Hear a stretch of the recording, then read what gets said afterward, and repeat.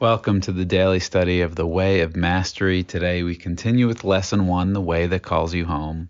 And we're going to check out 3 short paragraphs here that all kind of go together.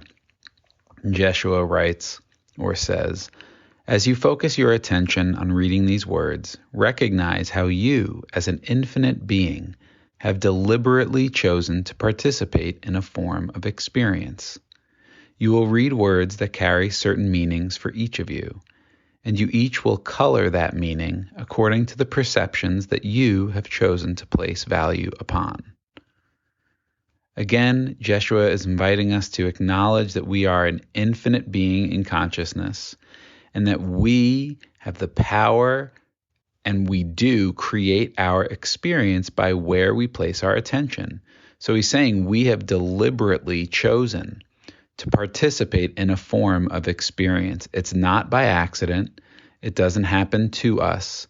That on some level, we are choosing to participate in whatever experience that we're having. And each of us has our own perceptions. And our perceptions are the thoughts that we have chosen, again, choice, to place value upon. Now Jeshua continues, does this mean that some are ahead and some behind? It only seems that way. In reality, each of you is equal.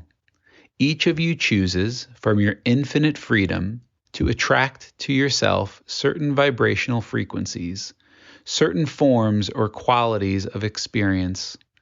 That freedom is what you abide in always, from before the foundations of this world and long after this world ceases to be.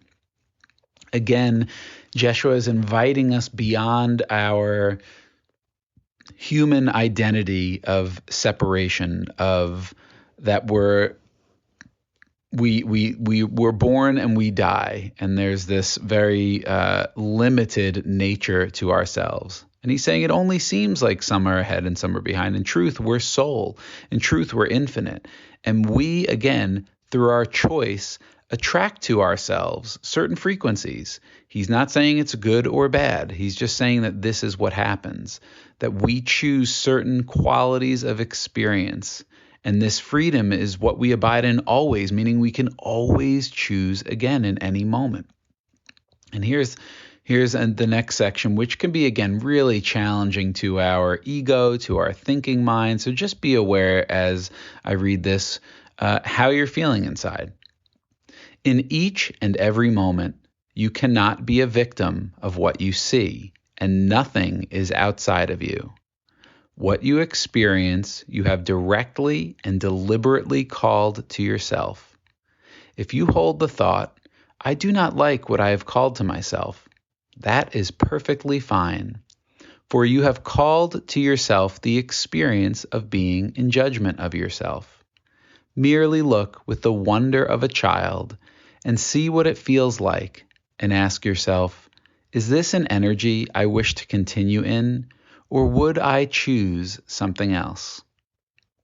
So our ego hates this because we look at all of the things that we perceive have been done to us, all of the injustices, all of the betrayals, either by another person or by life, that life's not fair or that person did something horrible to me.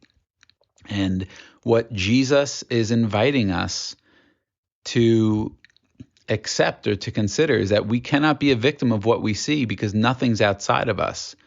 That all of our experience is directly and deliberately called to us by what we have chosen.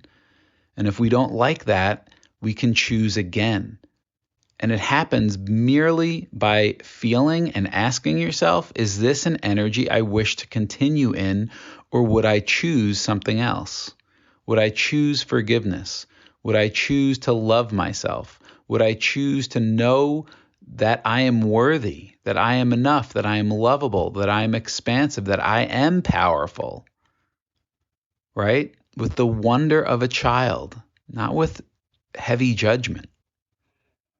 And the last section here he says, for ultimately, when all possible choices within the dream of separation have been made, have been tasted, have been felt, and have been known, Finally, there emerges the still, quiet voice of spirit that speaks through the soul, whispering of the one truth, the one reality, the one love, the one peace, and the one bliss that is continual. Beautiful. So he's saying, and it gets later in the book, it gets more into the detail about this, that we have all experienced everything in all lifetimes. We've been the victim, we've been the victimizer. We've probably murdered and we've been murdered. We've been the kings, we've been the paupers. We've chosen, because there's in eternality, there's no like rush. So when all possible choices have been made in the dream of separation, they've been tasted, they've been felt, they've been known, finally, underneath, when we've exhausted all possible scenarios and experiences, we realize that none of it in the dream of separation is what we're looking for and what we want. And so we make a different choice. And we also realize that underneath it all is this still, quiet voice of spirit that speaks through the soul, whispering one truth, one reality, one love, and that you are a part of it, that you are it. And again, it's all so that we can make a different choice.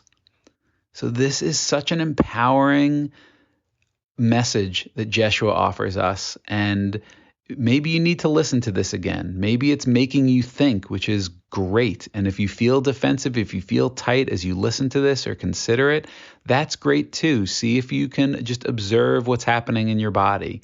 Observe any arguments or defensiveness that happens in your thinking as you listen and feel into this message.